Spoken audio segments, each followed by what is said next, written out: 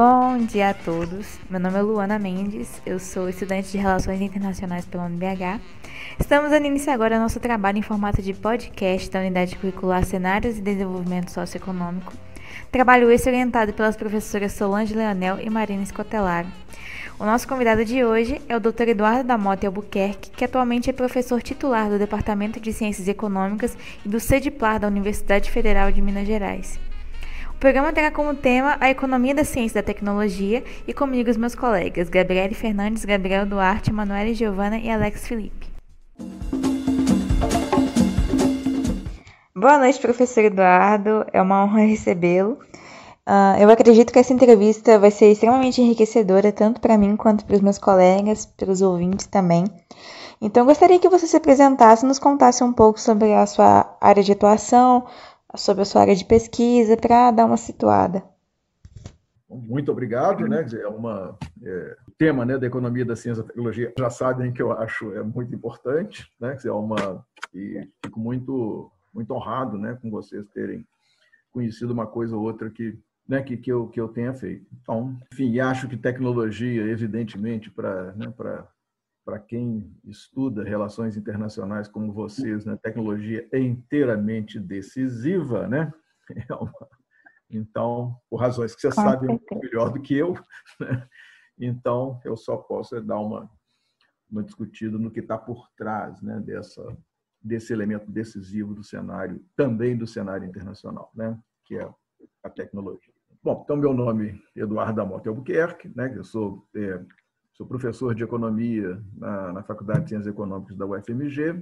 Atuo em duas áreas, né? Como um pesquisador que atua em duas áreas, né? É uma economia da ciência e da tecnologia, né? E a outra é economia política contemporânea. Seria estudar as características centrais do capitalismo contemporâneo, né? Entender um pouco esse lado, né? Que é evidente que tem uma relação muito grande com ciência e tecnologia, né? E como eu digo lá eu sou autor de um livro, né? Agenda Rolls-Dawes, não perco a oportunidade de fazer uma propaganda, né? Foi publicado em 2012 pela editora da UFMG, né? A capa é muito bacana. Nesse momento, então, só para fechar, né, hoje é um dia que eu comecei 2 cursos, né? Nós estamos, né, na UFMG, né, iniciando o segundo semestre agora, né, no chamado ensino remoto emergencial, né? Então, eu estou ministrando 2 disciplinas. Uma é economia da ciência e da tecnologia, que é uma matéria para pós-graduação, e a outra é economia política, que é para graduação, que é basicamente uma disciplina em torno da principal obra do Marx, né, que é o Capital, que, aliás, para mim é uma importante obra para entender tecnologia na dinâmica, né, dos sistemas econômicos. Os alunos terminam com a impressão que o Marx é um autor da economia da ciência e da tecnologia, né? É também, né? É uma fonte fundamental, mas aí já fica para conversa, né? Mas é isso aí. Boa noite, professor. Meu nome é Alex.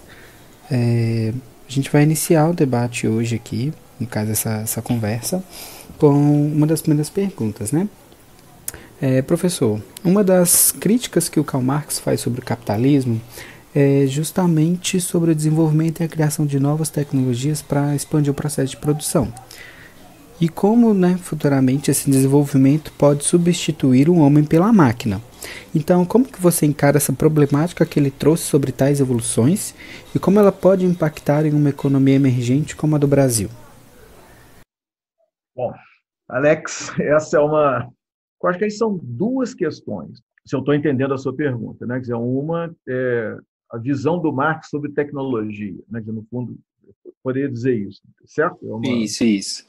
Exatamente. E a outra aí, uma discussão específica sobre o Brasil, é isso? Sim. No caso, o que eu quis trazer é justamente sobre esse desenvolvimento que a gente busca, né? E qual é o custo dele, né? No caso, se a gente tem esse desenvolvimento que vai substituindo esse homem pelas máquinas, no caso, qual que seria o custo dele também para o Brasil? Né? Ok. Então, vamos lá. Então, acho que O Marx é um sujeito muito rico, como todo clássico da economia, né? Adam Smith, Schumpeter, etc., é super controverso. Né? Então, o que eu vou falar é a minha leitura, né? Enfim, o jeito que eu interpreto, etc. Então, eu acho que a tecnologia no Marx tem um papel inteiramente central. Né? Vocês vão lembrar que o Marx, já ainda muito jovem, né? Escreveu um pequeno manifesto em 1848, ele tinha 30 anos, né, que é mais velho que vocês, né, que bem mais jovem do que eu. Então, aos 30 anos, ele escreve aquele o manifesto do Partido Comunista, né, que vai ficar, e que pode ser lido, né, como uma espécie de agenda de pesquisa, né, então, é uma leitura que eu sugiro. Né, que tem o lado, né, panfletário, proletários do mundo, livros, etc., etc., né? E tem o lado, né? E ele tem uma passagem sobre tecnologia, né? Que ele vai dizer que é um parágrafo que é o capitalismo se diferencia de todos os modos de produção, ou o modo de produção burguês vai se diferenciar de todos os modos de produção anteriores porque revoluciona permanentemente a sua base técnica. Eu acho que ele fez essa frase e depois passou o resto da vida pesquisando, né, e fundamentando. Capitalismo é um sistema que não tem estagnação, né? Quer dizer, a mudança tecnológica é permanente, né? Quer dizer, por quê? Porque vai estar associada à busca de lucro, de superlucro, né? Aí vai uma conversa, né? Que eu diria que o Schumpeter entendeu muito bem, né? E vai fazer toda uma teoria que associa inovação ao lucro. Então, o Marx está nos ajudando a entender a dinâmica do capitalismo. Quem não entender, né, essa relação, né, do progresso tecnológico e a dinâmica de longo prazo não está entendendo o que é o sistema capitalista. Então, o Marx nos ajuda a entender o que é o capitalismo. Bom, então esse é um primeiro elemento. Um segundo, ele tem um balanço, né, nas páginas do Capital em particular, né, como que a introdução, né, a forma como a tecnologia, né, as máquinas foram introduzidas durante a Revolução Industrial, ela tem um conjunto, né, de efeitos contraditórios e um deles vai, né, aquelas passagens que as máquinas vão simplificar o trabalho, ao invés de diminuir a canseira, né, o esforço humano, eles vão possibilitar o emprego de muito mais gente, né? Então, jovens, crianças, mulheres, né? Então aí tem todo aquele quadro, né, devastador, né, das condições iniciais da Revolução Industrial que o Marx descreve magistralmente, né, particular naquele capítulo sobre a maquinaria, a grande indústria, etc, etc. Então, uma jornada de trabalho imensas, etc. Então, é uma forma da utilização capitalista da tecnologia. Mas, por outro lado, e aí eu acho que, né, o Marx vai dizer que o desenvolvimento tecnológico, a expansão da jornada de trabalho, né, que está associada à simplificação que as máquinas trouxeram, não é um problema da tecnologia, é um problema do arranjo social que está usando aquela tecnologia. Então, portanto, vai estar acompanhando o que está acontecendo no movimento sindical do tempo dele, né? A história que vocês, né, estudaram história econômica geral, estudaram o que foi o cartismo, né, enfim, né, você tem todo um desenvolvimento inicial do movimento sindical que vai ter lutas por redução de jornada de trabalho. Então, o que era 16 horas, né, vai ser reduzido para 10 horas, né, e o Marx vai achar isso, né, como uma grande vitória. O Marx vai apresentar uma visão no qual a tecnologia abre um conjunto de possibilidades. Uma nova máquina, ela pode demitir, pode desempregar, pode ampliar a jornada de trabalho, pode, né, mas também pode, né, ser a base para a redução da jornada de trabalho de todo mundo. O que vai ser depende, né, da organização social, da política, né, da força dos movimentos sociais, etc, etc.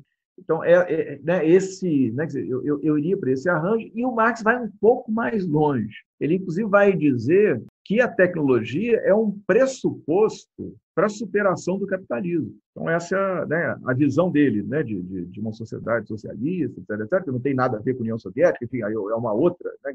Mas, enfim, a visão dele é que, né, uma sociedade mais justa, mais humana, mais, né, democrática, etc, etc, ela precisa de mais tecnologia e não de menos. Né? Então, tecnologia é um pressuposto, talvez traduzindo um outro termo, né, é um pressuposto para o avanço social, porque a tecnologia que vai possibilitar que nós, humanos, trabalhemos menos, temos tempo para nos educar e, aliás, fazer ciência, fazer tecnologia, fazer arte, etc, etc. Então, tem esse elemento contraditório. Então, insisto que para o Marx, um país que poderia ser, né, até ele não vai achar que socialismo é possível num só país, etc., etc., tem, né, é uma coisa, né, muito mais internacional, né, que pressupõe, né, queda de fronteiras, etc., etc., mas é um processo que iniciaria pelos países mais avançados tecnologicamente. E tem que ter essas condições tecnológicas, né, para ter essas transformações que estão por trás do que ele pensava, né, como auto-organização dos trabalhadores, etc., etc. Então, o atraso não é base para a transição para socialismo, segundo Marx. Né? Quer dizer, então, pressupõe progresso tecnológico. Então tem uma visão contraditória e mais insisto nesse elemento, né, que é uma... O Marx, inclusive, vai ter umas passagens no Grundrisse que são assim, visionárias, quer dizer, ele vai discutindo como que o desenvolvimento das máquinas, né, possibilitaria que todo mundo trabalhasse menos, né, inclusive a base, né, da produção de riqueza a partir de exploração fosse superada, porque as máquinas fariam, né, possibilitaria que a gente trabalhasse muito menos, etc., etc. Um autor que é o Rolls-Dolsky, ele é um intérprete do Marx, tem um livro genial, Gênese e Estrutura do Capital de Marx. Ele escreve isso em 1968. Ele vai comentar, o Marx falou essa coisa lá em 1857 e a tecnologia no tempo dele era quase nada comparado com o que a gente conhece hoje, 68.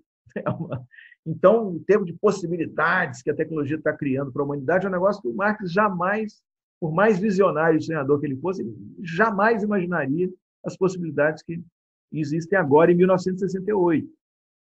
E agora a gente pode dizer, e nós estamos vendo o que nós estamos vendo, né?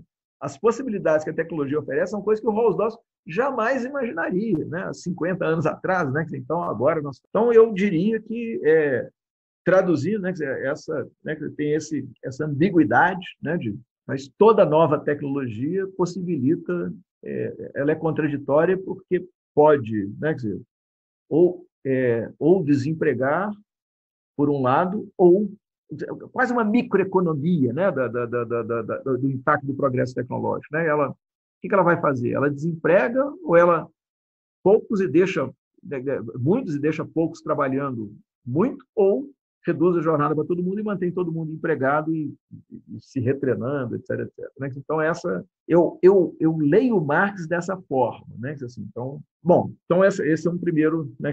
Insisto, né?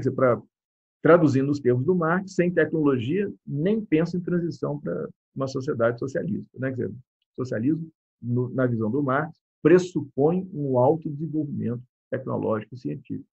Ponto. Que nós vamos ter que trabalhar muito pouco para tempo de trabalho para a gente poder dedicar a coisas criativas. Aí tem toda uma discussão do futuro do trabalho, etc., que vai longe. Né? E a outra pergunta, então, sobre o Brasil, eu diria que a frase inicial seria o seguinte: sem tecnologia, nós temos muitos problemas. Então, nós precisamos de mais ciência e mais tecnologia. Fundamental. E aí esses problemas se transformam. O problema mas tecnologia para quê? Para as pessoas trabalharem 20 horas por dia, né, comandadas por um aplicativo, etc., ou, né, ter uma forma mais cooperativa de trabalho, enfim, né, o robô é para quê? A inteligência artificial vai ser usada como no mundo do trabalho? Vai lá na faculdade de medicina, entra pega um manual de medicina do trabalho e vocês vão ver uma lista de doenças, né, e problemas que são criados por ocupações e postos de trabalho, né, que é mapeado. Então, tem gente que tem postos de trabalho, né, e ocupações que as pessoas adoecem trabalhando. O que é isso? Para mim, um livro de medicina do trabalho é um guia do que precisa ser automatizado, né? Que tem funções que não é para gente fazer, tem funções que é para a máquina fazer. Né? Se eu trabalho naquele lugar e vou ter um câncer, vê lá, né? Vai lá nesses manuais de medicina do trabalho, isso aí não é para a gente fazer. Né? Então, é um guia de o que deve ser automatizado. Então, nós precisamos, de novo, então, planetariamente, segundo a Organização Internacional do Trabalho, esse dado está mais ou menos preso na minha cabeça, morreram 2 milhões de pessoas, né, quer dizer, de trabalhadores e trabalhadoras, por razões estritamente ocupacionais, né, a carga ocupacional da doença. Então, é um negócio tremendo e que é um guia para a automação. Então, nós precisamos de muito progresso tecnológico, mais do que a gente tem, para eliminar essas ocupações, né? Então, tem toda uma... e se a gente não tiver... Evidente que, né, não tem que ter ingenuidade, né? A coisa é contraditória, mas toda a conversa, né, até aqui é exatamente para chamar a atenção, né, de a falta da tecnologia está associada a um problema tremendo chamado subdesenvolvimento. Para superar o subdesenvolvimento, precisamos de tecnologia, mas também não é qualquer. Tem que pensar a sua utilização, uma utilização que ataque, daí volta. A questão do atraso social, né, quer dizer, pressupõe morrer trabalhando, né, adquirir doença trabalhando, é um problema social grave que a tecnologia vai ajudar a resolver. Né? Então, nesse sentido, é um programa de automação, com a saúde sendo prioridade. É um pouco para dizer que a falta da tecnologia é um problema gravíssimo. Né? Então, nós precisamos de mais, né? E ver no Marx, né, esse lado do progresso tecnológico, que é um elemento de preparação, né, de transformações sociais positivas, né, digamos assim. Né? Eu diria assim, um programa de reformas sociais envolveria um uso de tecnologia muito mais intenso. Né? Quer dizer, a Suécia é um país que tem muita tecnologia e não tem problema de desemprego, né? Assim, gritante. O próprio Estados Unidos, né, que se for, é o país que tem mais tecnologia no planeta, né? Quer dizer, é o país que é uma força de atração de gente que quer ir para lá trabalhar. Ok, não vamos subestimar os problemas, né? Chama o Piketty para discutir, né, o problema de desigualdade, etc, etc. Né? Mas, né, então tem esse elemento, não é? Quem tem pouca tecnologia que não tem ocupação, né? Então, aí pega os países mais pobres do mundo, tem pouca tecnologia e são países que são fontes de, né, emigração, né? As pessoas estão caçando emprego em outros lugares. Então, não vamos subestimar o papel da tecnologia para a superação dos problemas do subdesenvolvimento e de problemas sociais. Olá, meu nome é Manoele Giovana, eu sou graduanda do 2º período de Relações Internacionais no UniBH. Com base em uma análise feita em alguns artigos escritos pelo senhor, tem muitos pontos que apresentam articulações entre ciência, tecnologia e desenvolvimento, atrelado ao conceito de sistemas nacionais de inovação e sua importância no crescimento econômico. Suas pesquisas levantam também questões como previsões estratégicas e panoramas analíticos voltados para a tecnologia, principalmente no Brasil. Além do mais, um de seus textos aborda o fenômeno catching up e hiato tecnológico que o país precisa lidar em diferentes contextos. Inicialmente, você poderia introduzir o conceito dos termos catching up e hiato tecnológico aos ouvintes? Curiosamente, o curso que eu estou começando hoje, Economia da Ciência e da Tecnologia, ele tem toda uma discussão e o último ponto é processo de catching up. É um fecho. Porque eu acho que catching up, né? Então, grosso modo falando, seria um outro nome para desenvolvimento econômico, né? Seria nós, o Brasil, né? Um país que, infelizmente, ainda está situado na periferia, né, do sistema capitalista global, né? Conseguisse sair da periferia, né? Ou superar o subdesenvolvimento, né, que um autor muito importante, que é o Celso Furtado, né, vai ter toda uma obra discutindo, né, o conceito de subdesenvolvimento.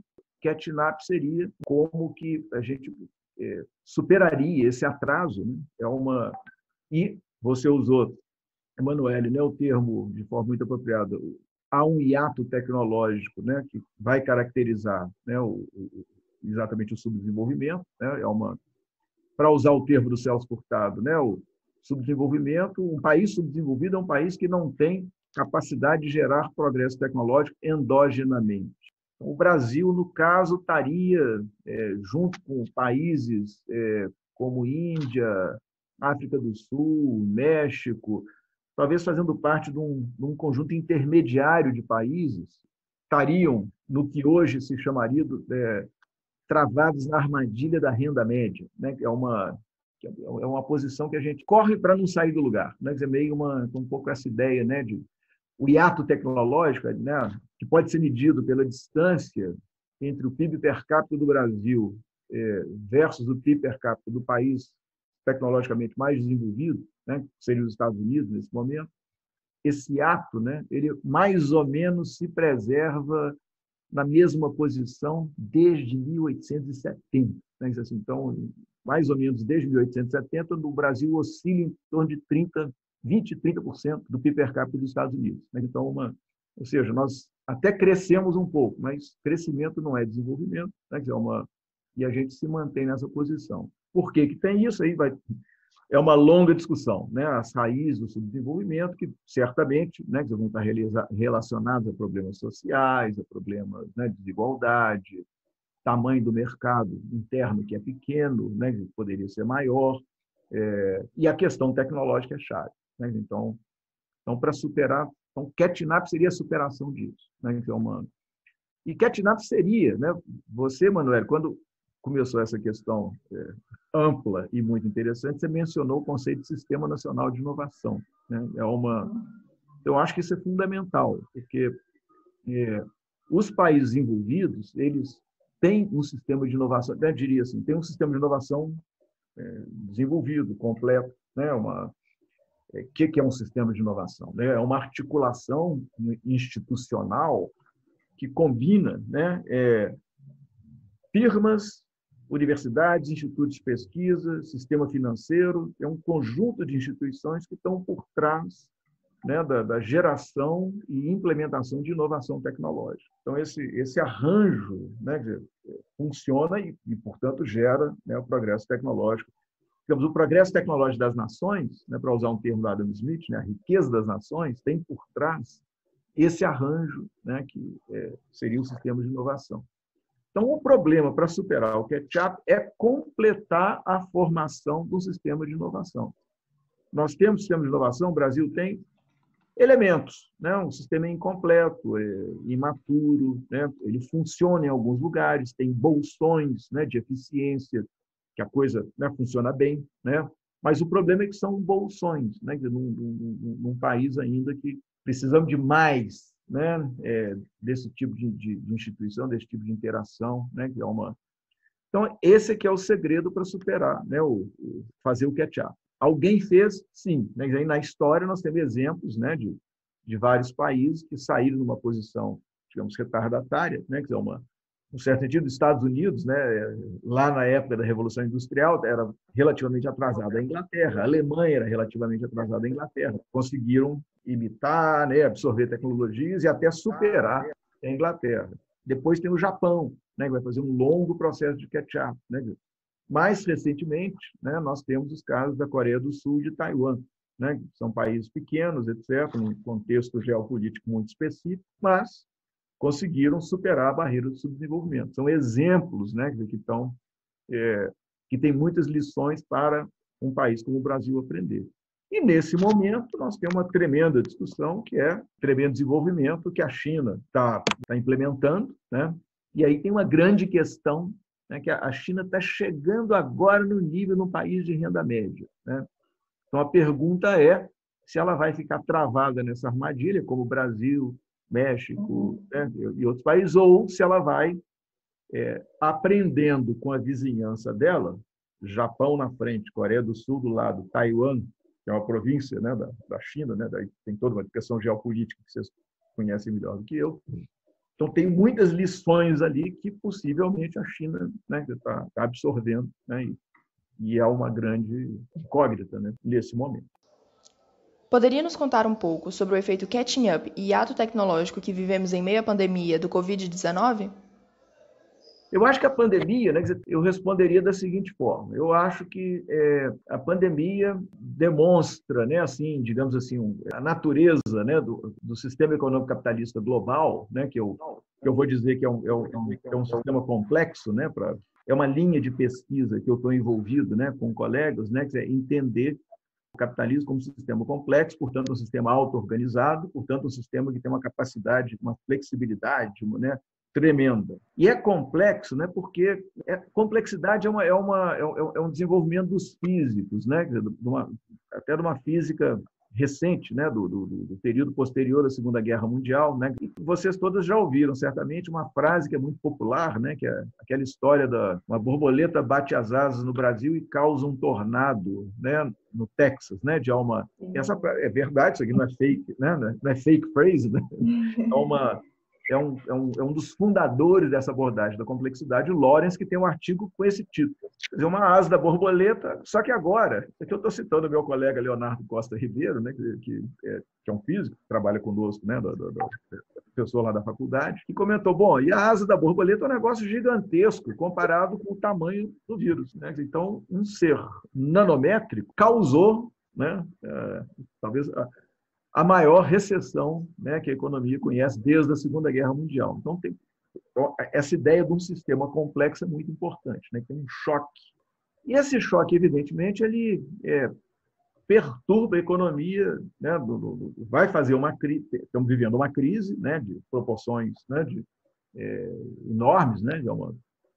Uma crise politicamente induzida, né, porque os governos decidiram parar a economia para evitar uma catástrofe, né, sanitária, globalmente, né? Agora, esse choque, né, eu acho que puxa tem duas questões diretamente relacionadas à ciência e tecnologia que são muito importantes, né? Eu acho que a primeira é pensar quais são as duas? Uma relacionada ao desenvolvimento de vacinas, né, que está relacionado ao que seria o sistema de inovação do setor saúde, né, quase que um sistema internacional. Aí depois tem uma conversa, né, que a gente pode, vocês que são de relações internacionais, acho que é importante pensar que nós talvez estejamos vivendo uma era onde os sistemas de inovação estão virando globais, né? Então, aí uma outra conversa que depois vocês me provocarem por isso, eu caio na provocação. Então, esse é um lado, né? Quer dizer, e tem um outro lado, né? Que é o que eu vou começar por ele. Na minha visão, né? Aprendendo com meus mestres, vocês devem ver, né? Que eu gosto muito do Freeman, gosto muito do Kondratiev, gosto muito do Schumpeter, né? Enfim, esses autores, né? Vão raciocinar, Carlota Pérez, né? Vão raciocinar com a ideia, né, de desenvolver uma ideia originada lá do Kondratiev, né, na década de 20 do século passado, né, que é a ideia de ondas longas do desenvolvimento do capitalismo. Então, a gente, grosso modo, estaríamos, né, se vocês lerem o livro do Freeman e do Louçã, que eu super recomendo, eles vão, ou um texto da Carlota Pérez, que está no Cambridge Journal of Economics de 2010, eles vão sugerir que, até os anos 2000, o capitalismo global conheceu 5 fases diferentes, pensando em revoluções tecnológicas, bem abrangentes, etc, etc. Mecanização da indústria têxtil, a máquina a vapor, eletricidade, motor a combustão, as tecnologias de informação e comunicação. Muito bem.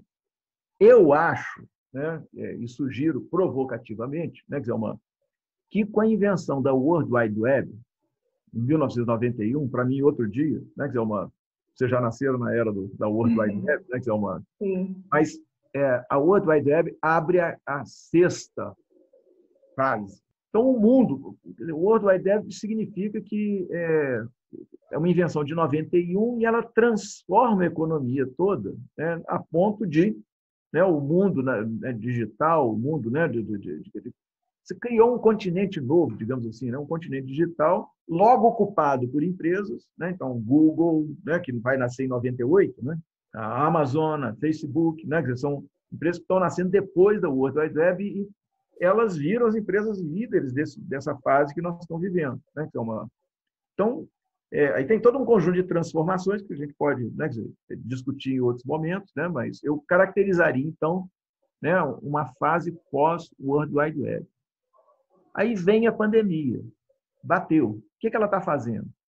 A primeira coisa que ela está fazendo, ela está acelerando a digitalização. O que nós estamos fazendo aqui é uma prova disso. Né? Estamos aqui, né, no mundo digital. Né?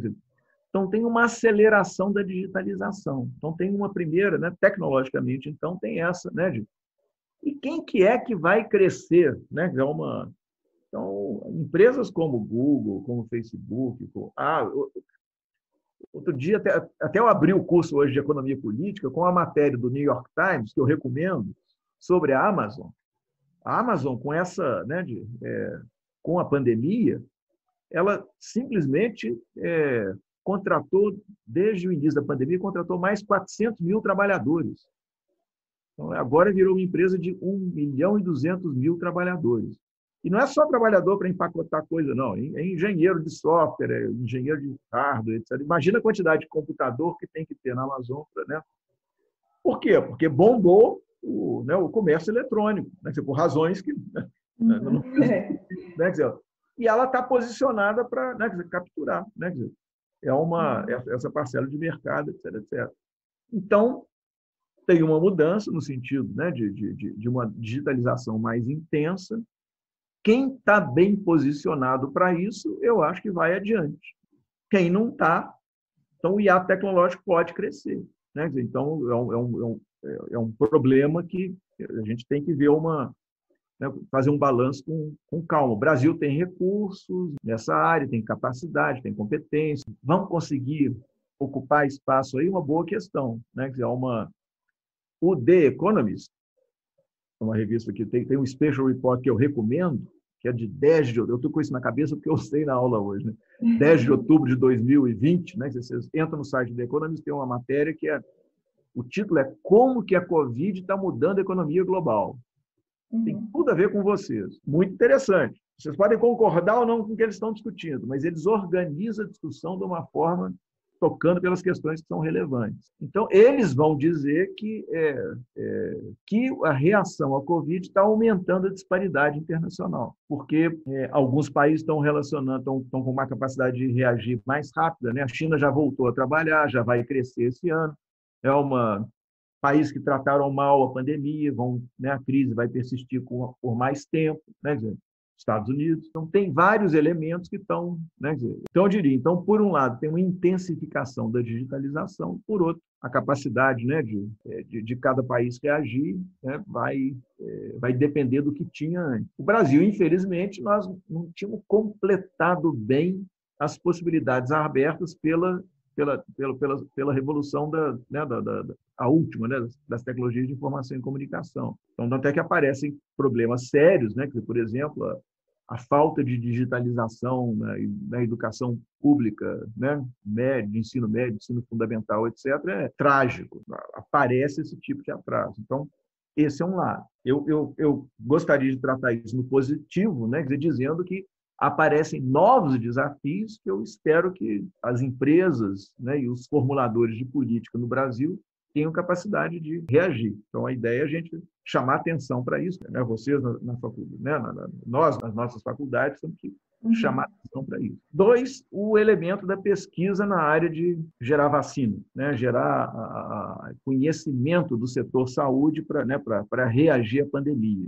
Evidente que tem toda uma, digamos assim, a pandemia, nós partimos, né, para encarar a pandemia usando o conhecimento, nós que eu estou falando, a comunidade, usando os conhecimentos anteriores, né, das pandemias, né, que vieram antes. Então, lave as mãos, faça quarentena, isolamento, são coisas muito simples, mas que foram coisas que aprendemos lá, Black Death, né, na peste negra, né, lá no final da Idade Média, etc., que aparece quarentena. O conhecimento científico está pesado, né? Muita gente morreu para deduzir que afasta, né, e você pode conter, etc., etc. Né? Quer dizer, eu acho que planetariamente, né, nós enfrentamos essa pandemia com um estoque de conhecimento científico, né, e tecnológico como nunca houve antes no planeta. Até comparando com, né, a SARS-1, né, as outras, impressionante vocês, né, se forem ver quanto tempo custou para ter o primeiro caso e a identificação da doença. Né? Depois, a rapidez com que se identificou o vírus. Depois, a rapidez com que se fez o genoma do vírus. Apesar de tudo, essa tragédia, a mortandade, né, já estamos nos milhões, a ação política, né, então, aí volta o começo da conversa, né, a recessão politicamente induzida, né, dar apoio para as empresas, dar apoio para as pessoas, etc., é fundamental para conter isso. Então, isso foi feito. Bom, mas aí começa a corrida da vacina, né, que é fundamental. Tem outras coisas econômicas também, né, técnicas, fazer máscara, né, fazer equipamento de proteção dos profissionais que estão no front, né, do pessoal de CTI, o pessoal de hospital, o pessoal, né, que precisa ter uma roupagem específica. Isso aí é coisa de produto industrial. Equipamento de kit de testagem, quem tem, quem não tem, né, são componentes biológicos, etc., reagentes, né, que você tem todo, não uma preparação de laboratório, são muitas coisas antes que vai ficar depois da vacina. Então, aqui o Brasil tem alguma capacidade, tem essa coisa fantástica que é o SUS, um sistema público de saúde, com o problema que tem, etc., mas que,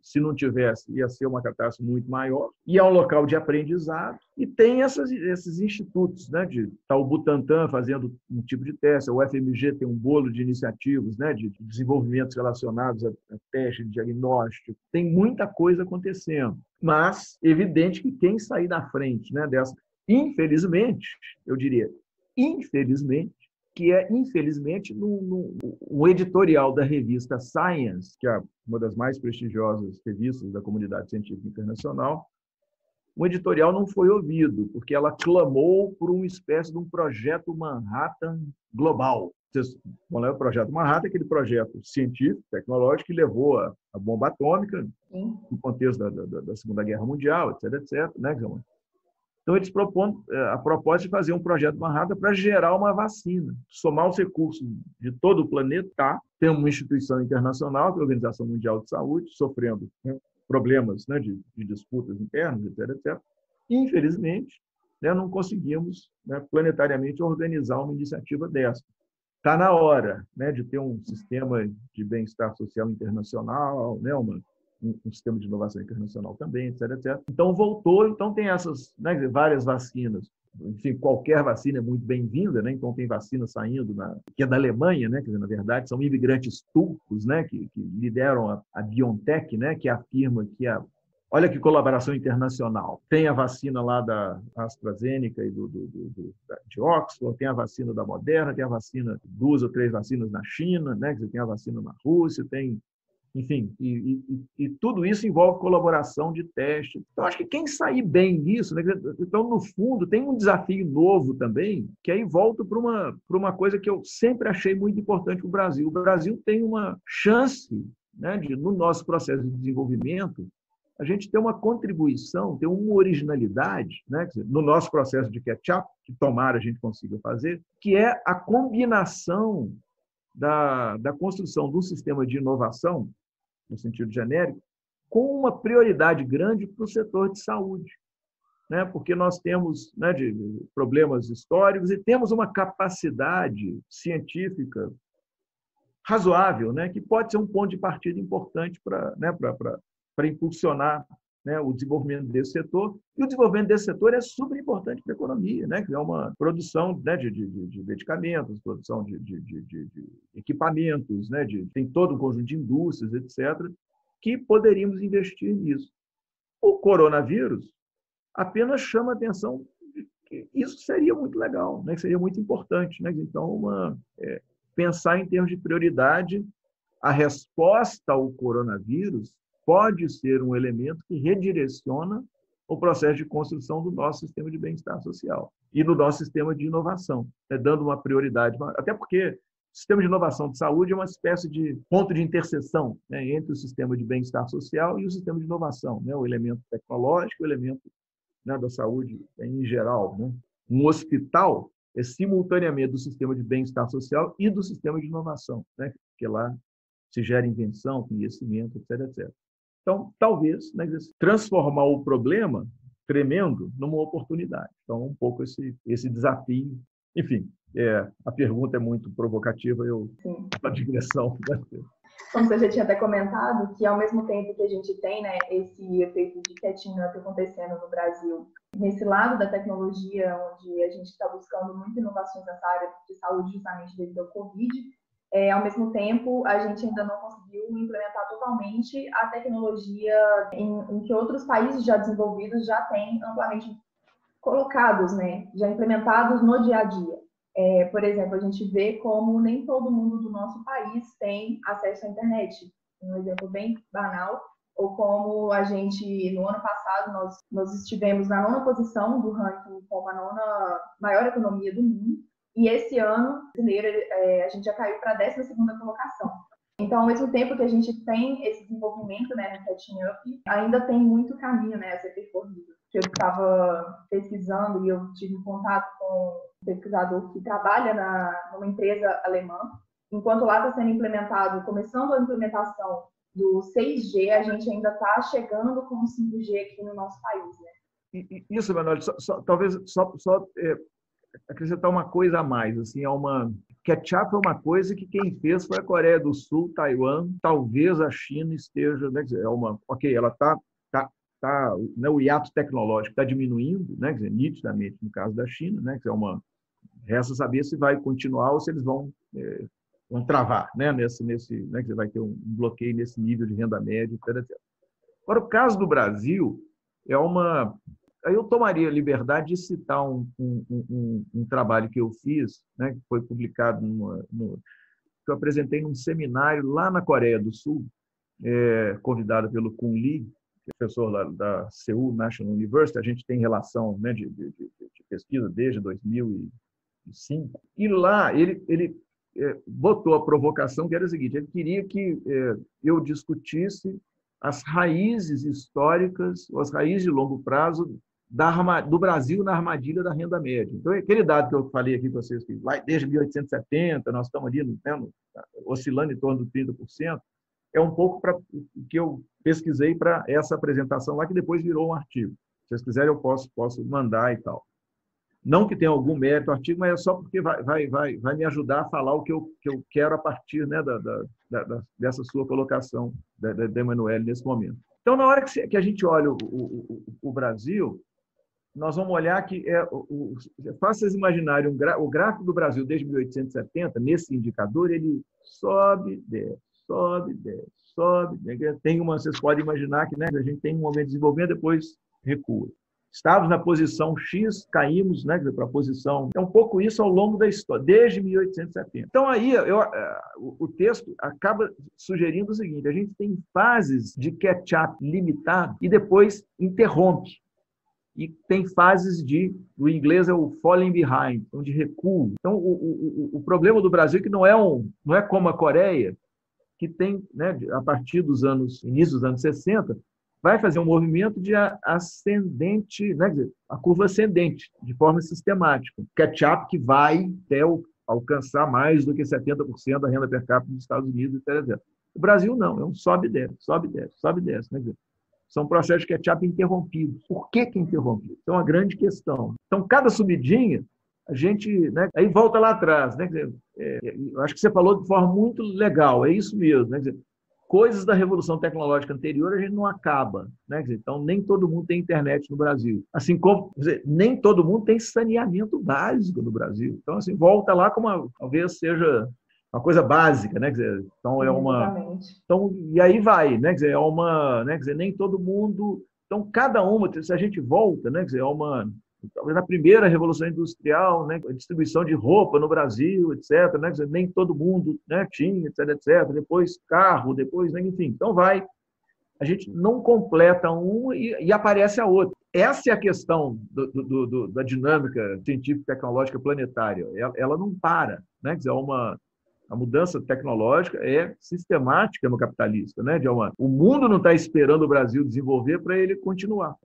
Então, o nosso desafio é que nós temos que completar coisas de revoluções anteriores e encarar coisas de revoluções que estão, eu diria até, emergindo. Né? Então, lá vem inteligência artificial, lá vem robótica flexível, lá vem biotecnologia.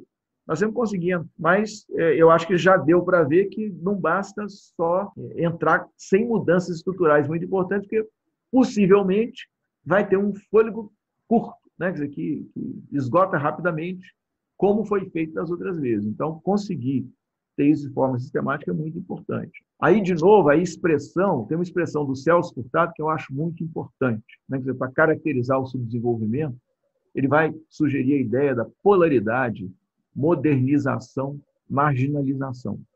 Então, é algo que nós que conhecemos o Brasil, é fácil de entender isso. Então, a gente vê as coisas mais avançadas usando os métodos mais atrasados. Sei lá, um exemplo aqui, outro dia eu estava viajando e aí você vê assim um trabalhador rural com uma foice, bastante primitivo, né? Com o celular na mão. Então, você tem uma coisa que é uma tecnologia, né, de eras para trás, combinando com uma outra tecnologia, que é um celular que já é mal ou bem, né, do momento recente. Então, essa, né, você preserva coisas arcaicas, né, e entra, né, se for discutir condições de trabalho, né, tem uma coisa super moderna, né, que é um aplicativo, né, uma empresa que é a Uber. Agora vai ver a condição de trabalho, né, o tamanho da jornada, etc. Né? Então, essa polaridade, então, modernização, marginalização, é algo que está incrustado na dinâmica, né, brasileira, e o processo de catching up completo, né, quer dizer, bem sucedido, para o Brasil virar um país desenvolvido, no sentido, pressupõe a superação dessa dicotomia. Né? Então, é um desafio tremendo. Sim, sim, com certeza. E ao mesmo tempo que é interessante essa análise, ela também é muito preocupante. Algumas semanas atrás saiu a nova agenda econômica interna para os próximos anos e é um pouco vergonhosa, né? Ela se mostra assim totalmente desconexa com a realidade do país, com as necessidades da população. E desse modo a gente percebe que enquanto os países em volta caminham para uma recuperação, né, por mais que seja a longo prazo, a gente ainda está tentando resolver problemas passados e não chega a lugar nenhum. Inclusive, a Laura Carvalho publicou uma coluna no jornal Nexo que explica bem isso. Ela fala que o Brasil caminha para 2 décadas perdidas ao invés de uma, justamente por não se preparar para o futuro, por não ter essa visão. Então, é meio complicado, né? Contra fatos não há argumentos. É muito importante isso que você falou, Luana, muito. Nós estamos discutindo os desafios, o que pressupõe, né? Evidente que todos os processos bem-sucedidos do catch-up, aí tem uma articulação muito importante. Isso é o que uma colega minha, Glenda Cruz, que é uma pesquisadora sul-africana, falou num workshop que nós fizemos aqui em 2019, os casos da África do Sul, da Índia, e ela mencionou um negócio lá que é um termo da ciência política. São agrupamentos, são articulações políticas, né? Eu não estou com o termo certo aqui, eu lembro, se eu não lembrar, depois eu mando para vocês por e-mail. Então, são articulações políticas, né, que são fundamentais para organizar esses processos de transformação, é o pressuposto de um processo de catch-up. Então, isso envolve coalizões políticas, envolve, né, a construção, né, que é complexo. Então, tem um elemento de política, né, que é decisivo para os processos de catch-up. Talvez vá um pouco além do limitado conhecimento de nós, economistas, né, mas eu acho que um diálogo com cientistas políticos, com vocês de relações internacionais, é fundamental para pensar nisso. Tem que ter digamos assim, a construção de um consenso político nacional para que o país possa fazer isso. E o que você está falando, eu concordo plenamente. No momento atual, infelizmente, né, as definições políticas vão na contramão, né, dessa, né, não é investimento em ciência, tecnologias amigáveis ao meio ambiente, que é essencial, que é uma área de ponta, né, a opção, né, eu acho que tem uma opção explícita, isso está num texto que eu fiz, que é um texto menos acadêmico, um texto mais militante, digamos assim, né, tem uma opção nesse momento por uma forma de capitalismo predatória, como se produzir madeira por desmatamento, né, na Amazônia fosse algo relevante em processo econômico. Não é. Ao contrário, a Amazônia é um local de uma riqueza, né, em termos de biodiversidade, etc., tremenda, que pode ser, quem sabe, né, uma alternativa para o nosso processo de desenvolvimento, né? Quer dizer, tratar aquela riqueza de biodiversidade e traduzir isso em termos de produtos biotecnológicos, etc. Tem um negócio fantástico. Transformar, cimentar a Amazônia inteira, né, transformar num... É um negócio de uma... Além de ser uma tragédia, né, climática, né, uma tragédia humana, é de uma estupidez em termos de política econômica que não tem nome. Né? Exatamente por nós estamos falando, né, de movimentar em direção a valorizar, né? No fundo, voltando aqui, né, vocês abriram a conversa aqui, né, falando de economia, da ciência, da tecnologia, e o ponto zero, né, da minha área é dizer o seguinte: a causa da riqueza das nações é a ciência e a tecnologia. Ponto. Né? Eu fico horas para disputar isso, e tenho argumentos, né, de se não está investindo nisso, esquece. Então, tem um problema de convencimento. Né? Para isso que a gente estuda, para isso que a gente faz pesquisa, para isso, né, vocês vão ser super importantes para desenvolver, né, esse tipo de consciência, de elaboração política. E muitas vezes, quem sabe, né, que você tem, eu acredito que pode ter experimentos locais, né, iniciativas, né, quer dizer, pequenas coisas que, no momento que o ambiente nacional não está muito favorável, esses tipos de iniciativas localizadas podem dar exemplos e, quem sabe, né, impulsionar, né, uma dinâmica, né, mais favorável adiante. Né, que eu espero que tudo isso que a gente está vivendo são momentos de aprendizado político do que não deve ser feito. Né? Então, uma democracia nova tem muitos problemas, né? E a gente aprender é importante. Né? Então, espero que a gente aprenda. Né? Então, estamos aprendendo. Nossa, com certeza. É impossível, né? Ser mente fechada em questões como essa. Mas, dando continuidade. Eduardo, explica um pouco pra gente como que você articula a importância do desenvolvimento científico e tecnológico linkada, né, relacionada ao desenvolvimento social, principalmente nas economias emergentes como o próprio Brasil. Vocês estão muito craques. Toda pergunta é excelente e dá uma conversa. Né? Vocês querem acabar essa conversa? Que bom, porque isso é muito bom perdendo. Mas, enfim, eu acho que é super importante. Eu acho que as duas coisas estão profundamente relacionadas. E eu vou começar a responder isso, de novo, citando o nosso Celso Furtado. O Celso Furtado faz uma referência, né, discutindo por que que Coreia do Sul e Taiwan conseguiram fazer o processo, superar a armadilha do subdesenvolvimento, no linguajar dele. Ele vai chamar atenção para duas questões. Uma é a conquista da autonomia tecnológica, que é um pouco, né, a construção do sistema de inovação, digamos assim, e a outra é um negócio que ele vai chamar de homogeneidade social. Ou seja, então, ter resolvido alguns problemas sociais básicos, né, como um pré-requisito para esse processo. Tanto a Coreia do Sul como a Taiwan, por exemplo, fizeram reformas agrárias.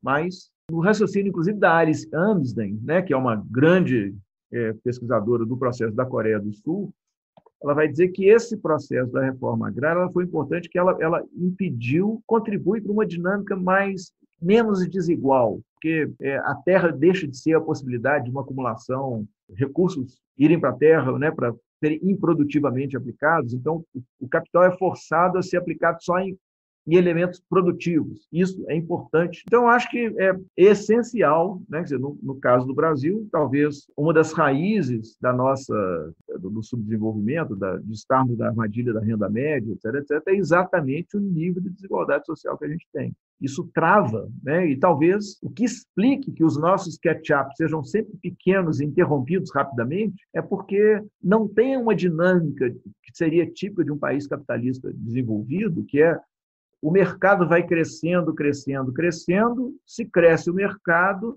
você cresce as oportunidades para economias de escala, economias de escopo para as empresas, e as empresas crescendo, criam mais emprego, criando emprego tem mais renda. Isso aqui é Adam Smith. O tamanho do mercado define o nível de especialização, de divisão do trabalho. Então, a concentração de renda bloqueia o crescimento do mercado. Ponto. Então, eu acho que devemos levar a sério o Adam Smith. O crescimento do mercado é muito importante. Desigualdade social bloqueia o mercado. Então, aí podemos combinar o Adam Smith com o Piketty, dá uma combinação muito interessante, e resolver isso é fundamental. Por outro lado, tem um elemento básico também no sistema de inovação, que é educação.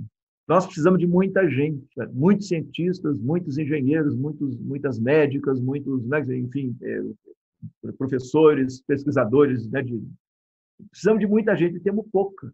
Então, nós temos que ampliar, não dá para... Né, então, hoje, eu acho que é fundamental que a gente consiga que um aluno, uma aluna que hoje está numa escola na periferia, que ela consiga ter uma educação, seguir, entrar na universidade e virar uma cientista, uma médica, lá adiante. Volume, né? Precisamos de muita gente, porque nossos problemas são muitos. Né? Então, aí, de novo, né?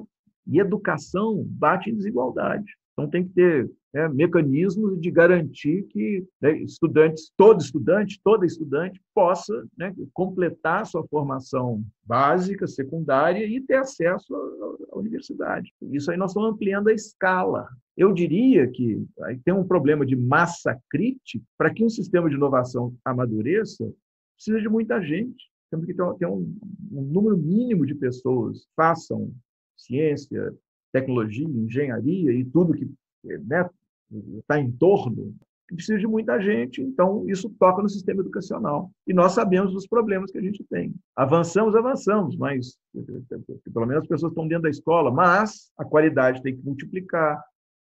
A internet precisa de chegar em todas as escolas, etc. E tem todo, e volta a vários pontos que nós já passamos na nossa conversa. Então, é fundamental. Eu diria que o atraso tecnológico anda de mãos dadas com o atraso social. Então, Então, para superar o atraso tecnológico, nós também temos que superar o atraso social.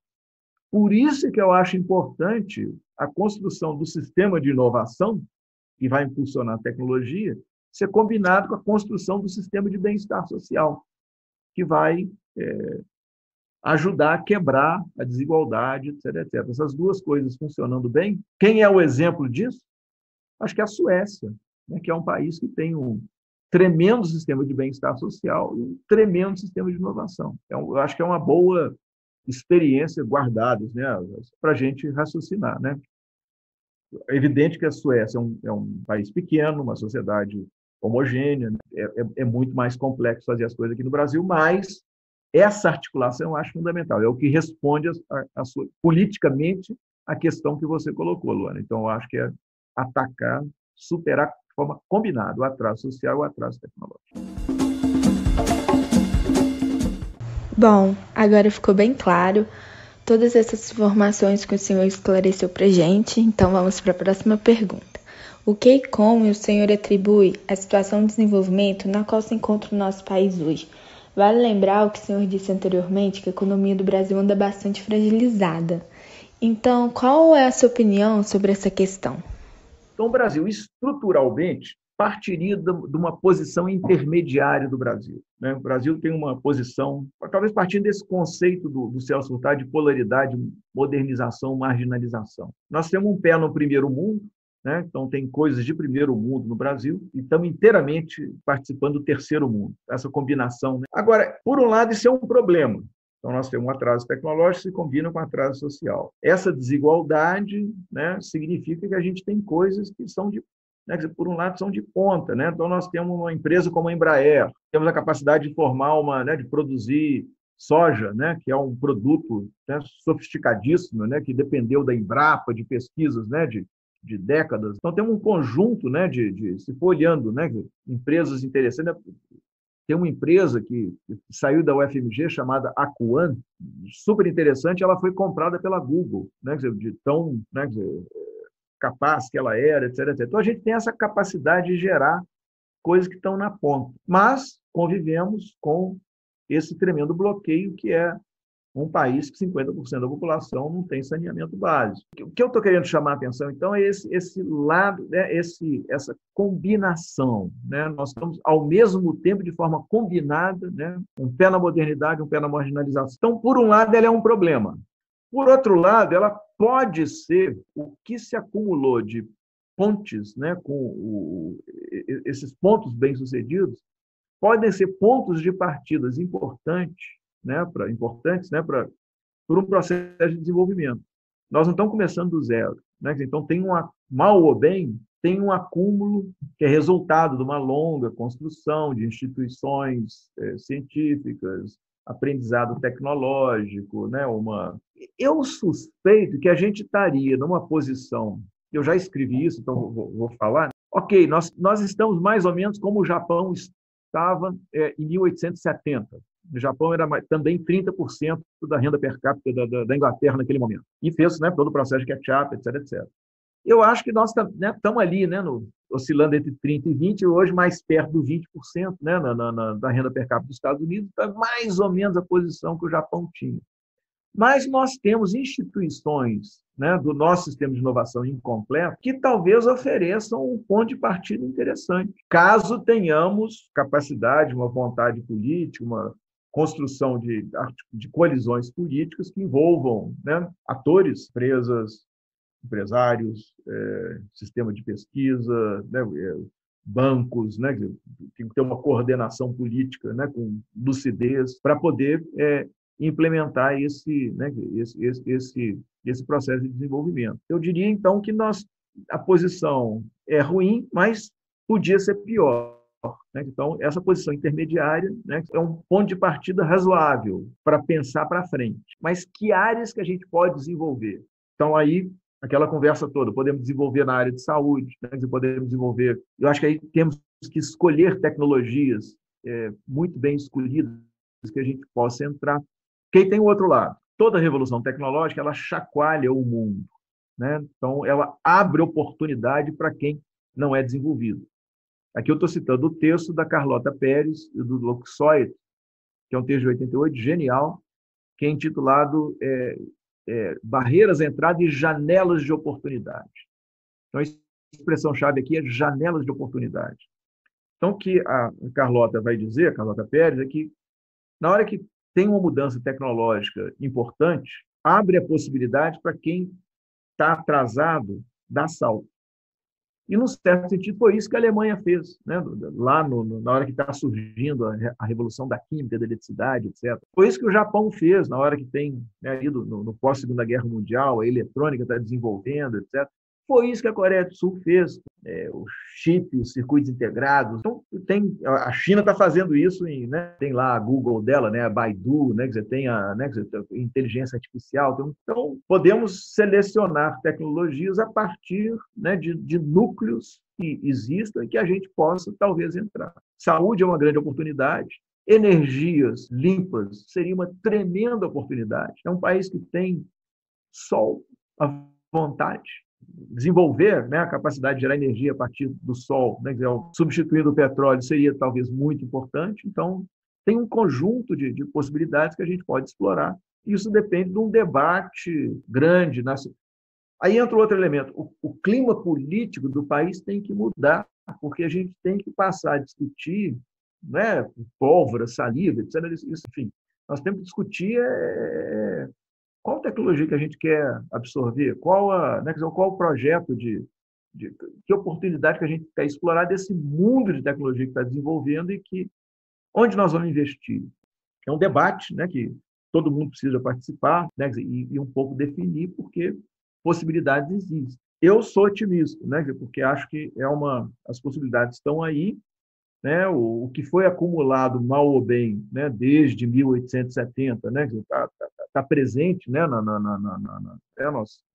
nossa história, né, isso não se destrói com tanta facilidade, espero, e isso oferece esse ponto de partida. Né, então, tem isso, e com gente como vocês, né, levantando esse tipo de questões, né, isso aí é um elemento de esperança tremendo, né, porque esse é o tipo de debate, né, que tem que ser feito. Espero que vocês façam isso com muito mais competência do que a minha geração fez, né? Então, sensibilizando a sociedade, né? Ganhando, participando. E aí, inclusive, eu queria dizer que nós estamos num momento onde as redes globais, né, estão crescendo, e as senhoras, né, e o Gabriel, né, que são de relações internacionais, isso é muito importante, porque conectar essas redes é uma oportunidade de aprendizado que existe hoje numa intensidade que não existia há 40 anos atrás. Entrar nessas redes científicas, tecnológicas, né, que estariam ligadas ao que eu chamaria, né, os rudimentos de um sistema global de inovação que está aparecendo, isso é chave, são muitas oportunidades. Então, dominar relações internacionais é muito importante para vocês perceberem, serem, né, articuladoras disso, né, ter know-how para poder aproveitar esse tipo de oportunidade e sensibilizar, né, formuladores de política, etc., para esse tipo também de possibilidade que, num projeto de desenvolvimento agora, nós temos que incluir esse elemento, inserção em redes globais, né, desse sistema global. Com toda certeza. E, mais uma vez, o senhor esclareceu todas essas questões de uma forma bem clara. Então, vamos dar continuidade às nossas perguntas. Bom, pensando um pouco na influência que as tecnologias causam na economia, de acordo com o nível de desenvolvimento econômico do estado em questão, o que o senhor pensa acerca das semelhanças e também das diferenças que tais tecnologias impõem sobre um país desenvolvido como os Estados Unidos, por exemplo, em comparação ao Brasil, que ainda está em um processo de desenvolvimento? Como sempre, questões excelentes e profundas. De novo, voltando ao nosso mestre, né, a Celso Furtado e a tradição estruturalista. Tem toda uma tradição que a frase básica deles talvez seja parte da resposta a você, Gabriele. Eles vão dizer que o problema, né, a divisão do mundo num centro e numa periferia tem a ver com a distribuição desigual dos frutos do progresso tecnológico. A tecnologia é a chave para entender essa diferença. Então, eu diria que a primeira questão tem um problema de quem é que origina, né? Quem é a fonte dessas tecnologias, enfim, as revoluções tecnológicas que eu estou, né, falando, repetindo, etc., né, citando Kondratiev, Schumpeter, né, Prima, né, essas revoluções tecnológicas são geradas no centro. Né? E tem até uma coisa, né, que ser um país central é ser um país que tem capacidade de gerar tecnologia. Então, ponto. E essas tecnologias, elas propagam, né, e podem ser absorvidas ou não, né, por quem está na periferia. Então, a primeira diferença seria, né, o país central, né, o desenvolvido, gera tecnologia, e o país atrasado, não desenvolvido, essa dicotomia que você está fazendo, Gabriel, não é isso? E o não desenvolvido é um país que pode absorver, se tiver competência. Aí aparece um conceito chave da nossa disciplina, capacidade de absorção, né, que é a capacidade de aprender com o outro, né, aprender com outro país e absorver a tecnologia. Né, quem faz isso bem feito, fez o catch-up. Quem não faz, né? Agora, a capacidade de absorção depende de ter um sistema de inovação. Né? Então, eu vou defender o sistema de inovação de um outro jeito agora. O sistema de inovação seria uma instituição para poder desenvolver capacidade de absorção, capacidade de aprender com o país desenvolvido e internalizar novas tecnologias, etc., etc. Essa é uma primeira, né? Uma primeira diferença. Uma segunda, vamos imaginar agora o efeito diferenciado de um avanço da robótica flexível, né? Essa agora, né, que está relacionada com inteligência artificial, sensores, etc., etc. Né? Quer dizer, robôs mais competentes, né? Quer dizer, mais flexíveis, etc., etc. Nos países centrais, o que vai acontecer? Vai aparecer primeiro uma indústria que produz robô. A indústria que produz robô emprega gente para fazer robô. Ela, por um lado, vai desempregar as empresas que vão comprar robôs para utilizar, né, na sua linha de montagem, mas vão ter um setor produtor de robôs que está empregando gente. É uma relação entre, usando a expressão do Schumpeter, né, o processo de... que é o processo? Como é que o Schumpeter vai sintetizar a ideia de desenvolvimento tecnológico no capitalismo? É o processo de destruição criadora. Você cria uma coisa, um robô, e esse robô elimina emprego, né? Ocupação, etc., etc. Mas você criou uma coisa. E a ordem é primeiro cria e depois destrói. Num país não desenvolvido, o que vai acontecer? Nós vamos ter a indústria produtora de robôs? Possivelmente não. Nós só vamos importar o robô. Então, você não está criando empregos, né, com a nova tecnologia. Você está só adquirindo, né, essa máquina nova e aplicando. Né? Então, o efeito sobre emprego, né, é como se a gente só tivesse o lado destrutivo. Então, essa diferença, né, é chave. Traduzindo em termos econômicos, o problema é que nos países em desenvolvimento, nos países, né, atrasados, a indústria de máquinas, a indústria de bens de capital, ela é muito limitada, né, é pouco desenvolvida. Ela é muito desenvolvida nos países centrais, uma poderosa, né, produção de máquinas, equipamentos, etc., etc. E robô é uma máquina sofisticada. Né? Então, essa diferença, né, vai causar, né, uma característica, de novo, que o Celso Furtado vai chamar a atenção, que é um elemento, né, estrutural do desemprego nos países atrasados, que é derivado da gente não ter essa parte, né, de uma estrutura econômica desenvolvida, que é uma forte indústria de máquinas, uma forte indústria produtora de máquinas e equipamentos, que deve ser, inclusive, um objetivo de política industrial, né, a gente desenvolver essa parte. desenvolver uma indústria produtora de robôs no país é um negócio muito importante. Então, nós vamos ter essa capacidade, né? Pode ser, né? Tem alguma indústria de máquinas, né? Enfim. Então, esse problema que você indicou, Gabriele, esse problema indica, né, uma necessidade de políticas, né, para dar conta do problema.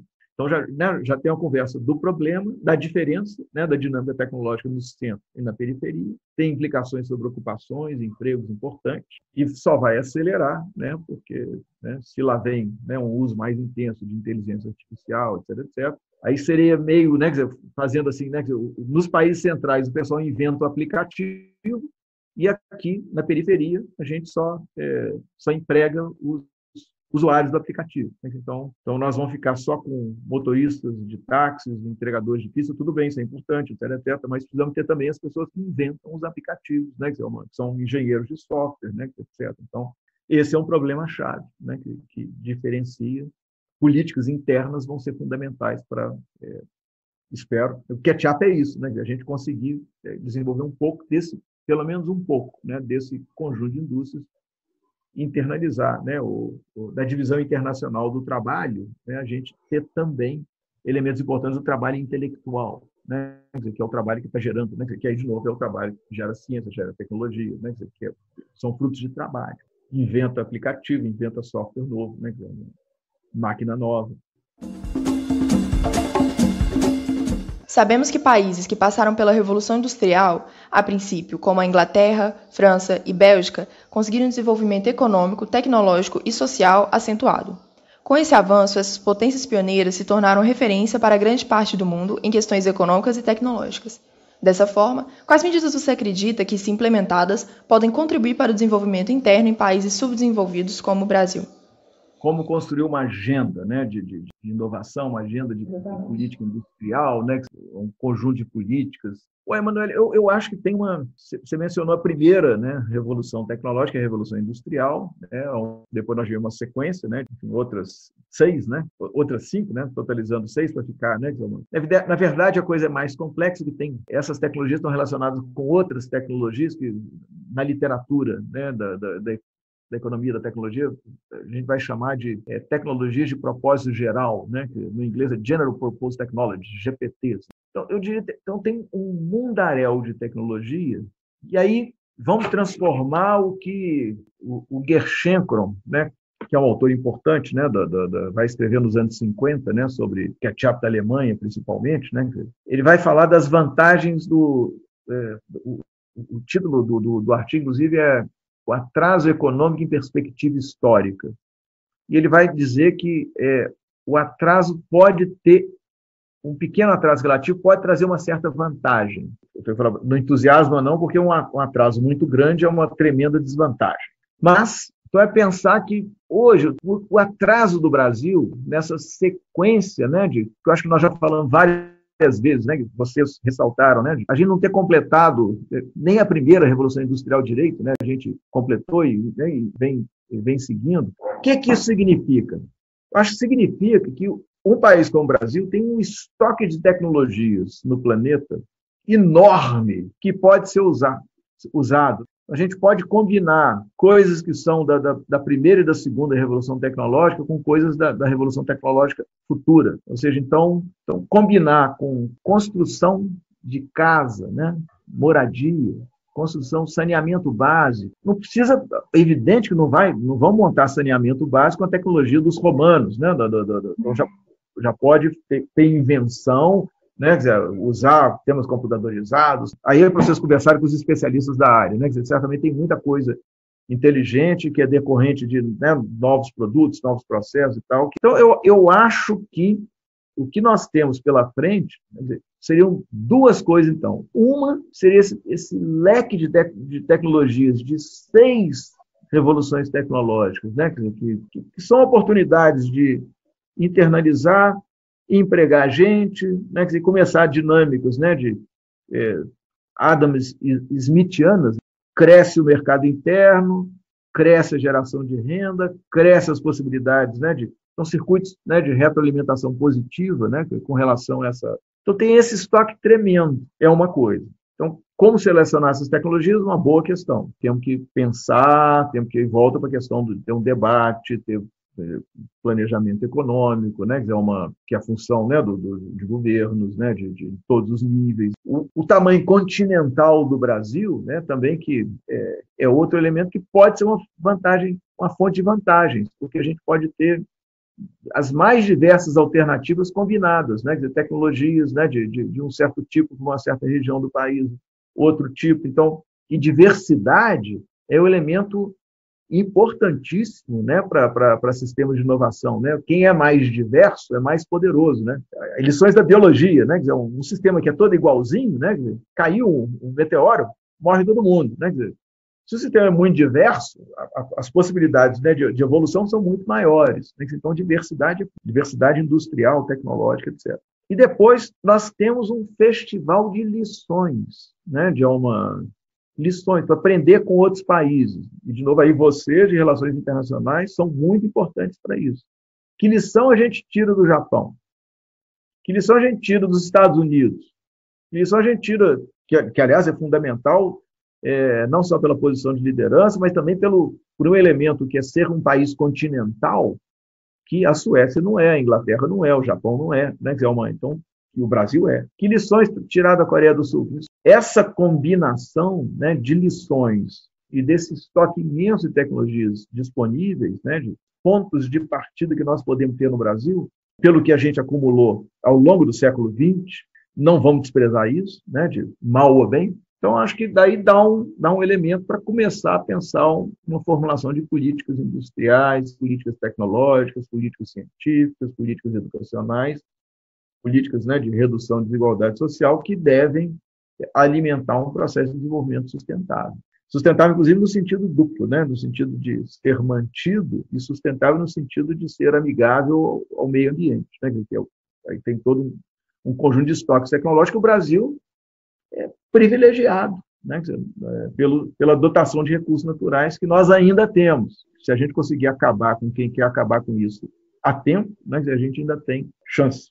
Tem uma possibilidade, né, de desenvolvimento que nós já conversamos, né, que eu acho que é ímpar. Né, e aí, talvez, a grande lição dos processos de desenvolvimento é o seguinte: todo processo de desenvolvimento é diferente do anterior. Né? Então, o processo alemão foi diferente do processo americano, que foi diferente do processo japonês, que foi diferente do processo coreano, que foi diferente. Então, a questão é onde é que nós vamos inventar? Né? Copiar não dá. Dá para aprender com os outros, né? E traduzir e aplicar as diferenças da nossa realidade. Qual é a inovação institucional que vai caracterizar o processo de desenvolvimento do Brasil? Boa questão. O Gerschenkron chamava a atenção de um elemento dos processos de desenvolvimento, que é o clima intelectual. Tem que ter um clima intelectual favorável a isso, e ele é construído por debates, por discussões como essas que vocês estão fazendo, né? E o que vocês vão fazer na carreira de vocês, né? Adiante, né? Profissional, acadêmica, etc. Né? Faz parte da criação desse clima, né, para o desenvolvimento, que não é fácil. Se fosse fácil, a gente já teria, né, conseguido. Envolve muita mudança. Até porque a gente discutiu um texto seu, que é o Capitalismo pós-WWW, uma discussão introdutória sobre a nova fase do capitalismo. Aí até a nossa professora pediu para a gente discutir sobre essa nova onda, essa nova fase do capitalismo em relação ao Brasil. Se o Brasil conseguiria acompanhar essa nova onda. Então, acho que todo mundo ali chegou à conclusão que o Brasil precisa muito ainda de investimentos na área de inovação, tanto na educação quanto em pesquisas, tudo isso. Então, achei uma discussão bem plausível, o seu texto muito bom, ainda para a gente ficar claro nessa ideia também. Que bom que vocês tenham gostado. Ali é uma coisa especulativa, né? Quer dizer, meio para tentar ver, né? Quer dizer, que vai acumulando tanta evidência, né? Quer dizer, bom, essa discussão que nós estamos fazendo é evidente que tem, né, uma World Wide Web, né? Quer dizer, que está aí, né? Quer dizer, conversamos, né, lá no começo, né? Quer dizer, como que a pandemia empurra, né? Acelera, etc, etc. Agora, o mundo da World Wide Web é um mundo de muitas oportunidades também, né? Quer dizer, tem desafio, mas tem oportunidade. Tem esse problema, né? Não sei quem de vocês falou, né? Que a conversa com o contato na Alemanha, né? Que o pessoal já está pensando no 6G e nós aqui estamos patinando, né? Batendo boca por causa do 5G. Então, tem esse elemento, mas o fato de ter o World Wide Web, né, já é uma... Eu citei essa empresa, né, que é a Aquan, né, que é uma... Não é... que é algo importante, né? A gente vê possibilidades, né, de desenvolvimento, que é uma empresa, né, com toda uma capacidade, né, de ação nesse continente digital que é o World Wide Web. Né? Tanto é que eu até eu tive num debate com um dos líderes dessa empresa, que é o professor Nível Ziviani, do Departamento de Ciência da Computação, e no debate eu achei uma foto, né, que estava o Nível Ziviani de um lado e os fundadores do Google do outro lado. Eles vieram ao FMG, né, para conhecer a empresa, etc., o Brin e o Page. Né? Então, tem uma mesa assim, e o Nível Ziviani, do Departamento de Ciência da Computação, falando, e os dois ouvindo com a maior atenção, etc., etc. Eu brinquei, eu só lamento que eu gostaria que o Nível que estivesse comprando a empresa deles, e não o oposto. Né?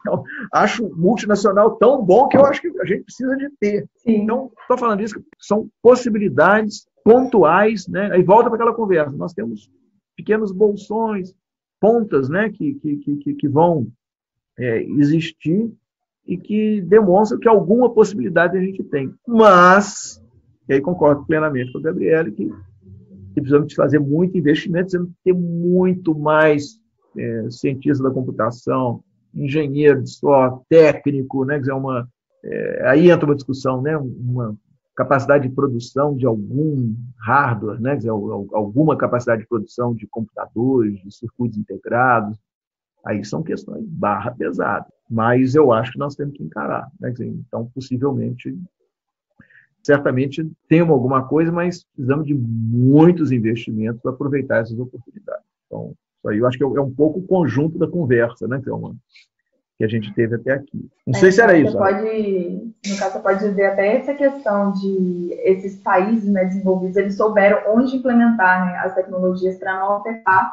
essa questão de emprego e desemprego.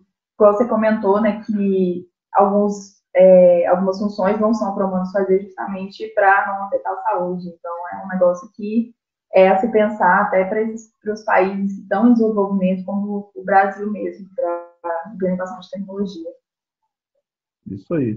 E só para talvez pegar o e falar mais uma vez no Celso Furtado, nós estamos celebrando os 100 anos de vida do Celso Furtado, e eu estou aqui, né, citando merecidamente, né, quer dizer, um grande mestre. Né, ele vai falar qual é ele vê a diferença do centro e da periferia. Então, voltando à pergunta, né, da diferença centro-periferia, tecnologia no centro e tecnologia na periferia, que no centro o movimento social teve uma força muito grande, né? Então, sindicatos fortes, né? Luta por redução de jornada de trabalho, melhores salários, etc., etc. Isso foi, contraditoriamente, uma força do desenvolvimento do capitalismo, né? Porque amplia o mercado, né? Se as pessoas estão recebendo mais, né? Estão comprando mais, o mercado está maior, né? Então, é um elemento dinâmico importante, né? E, por outro lado, né, a luta por direitos né, e uma luta, às vezes, até muito sofisticada por condições de trabalho melhores, né, que aí é isso que a Emanuele está falando, né, que regula, né, entende o ambiente de trabalho, né, contém, né, o lado mais, né, negativo, né, das condições de trabalho, né, e isso é muito importante, né, em geral, né, e vai depender de uma tecnologia sofisticada até para identificar esses problemas. Uma consequência da força dos movimentos sociais, dos movimentos sindicais, uma boa fase, né, ao longo de muito tempo, do desenvolvimento do capitalismo nos países centrais. Você tem esse elemento também que é importante. Né?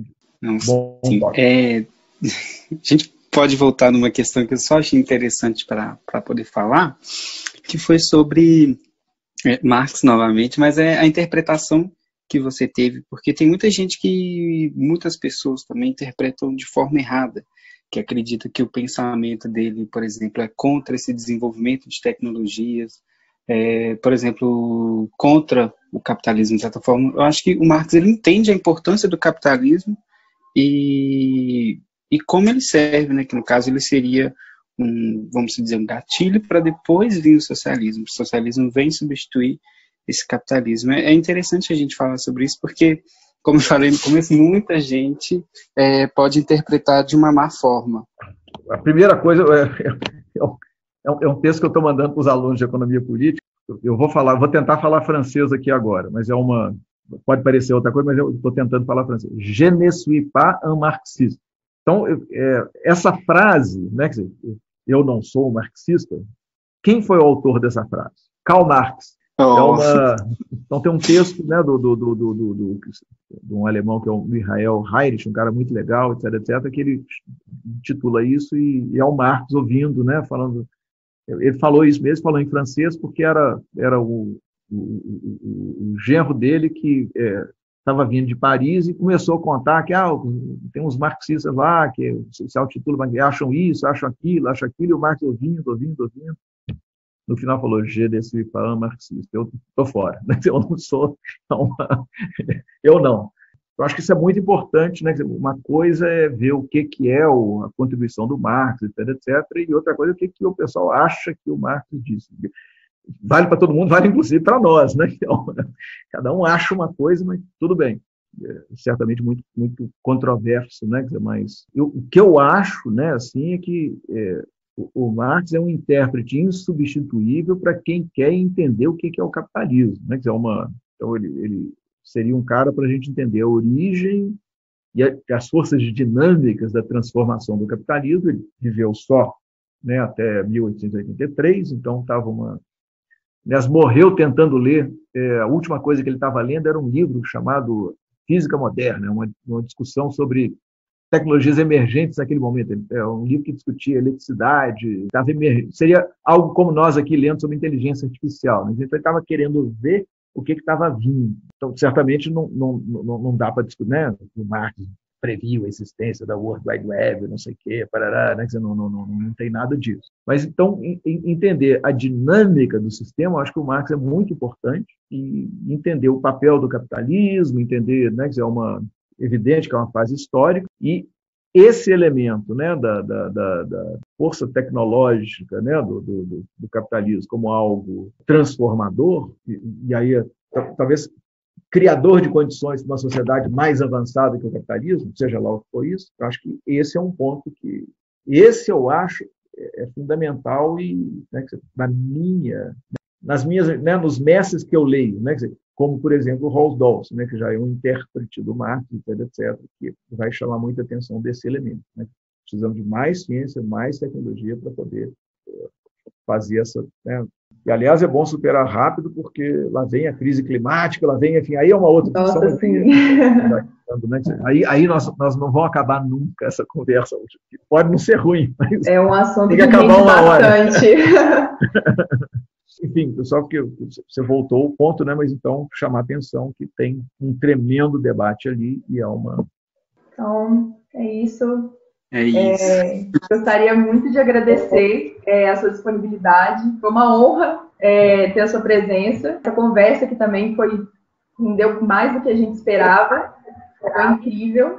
Então, só temos a agradecer pela oportunidade também. Bom, eu que quero agradecer, né, uma conversa muito, muito legal, muito provocativa, muito, né, tão sensacional. E então, agradecer muito, foi muito rico. Vocês levantaram questões, né, que eu dei umas respostas, mas tem muita coisa para pensar, né, para elaborar. São questões, né, que vocês tomem como questões para vocês têm uma agenda de pesquisa muito interessante. Vocês são alunos da Solange Leonel. Isso, exatamente. Isso. Privilegiadas, né, que é certamente uma professora sensacional. E, por favor, mande um grande abraço para ela. Né? Pode deixar. Não, pode deixar. E terminar aqui, talvez fazendo um pequeno comercial. Eu acabei de receber a notícia que no dia 23 de fevereiro, às 16h, vai ser feito o lançamento da segunda edição de um livro intitulado Economia da Ciência, da Tecnologia e da Inovação, que é editado pela professora Márcia Siqueira Rapini. É muito interessante o livro, e entre os capítulos do livro tem um capítulo da Solange Leonel. Infelizmente, ainda vai ser um lançamento apenas digital, né? Mas vocês estão todas convidadas. Bota no pode, né? Enfim, não quero abusar do marketing, mas vocês estão convidados. Ponto, né? É isso aí. Acho que é bem legal dar um texto nessa conversa. Então, esse foi o nosso trabalho em formato podcastal. Esperamos que tenham gostado e queremos deixar registrado aqui mais uma vez o nosso muito obrigada ao professor Eduardo, que nos cedeu algumas horas de sua agenda e nos proporcionou essa entrevista extremamente rica. Até a próxima!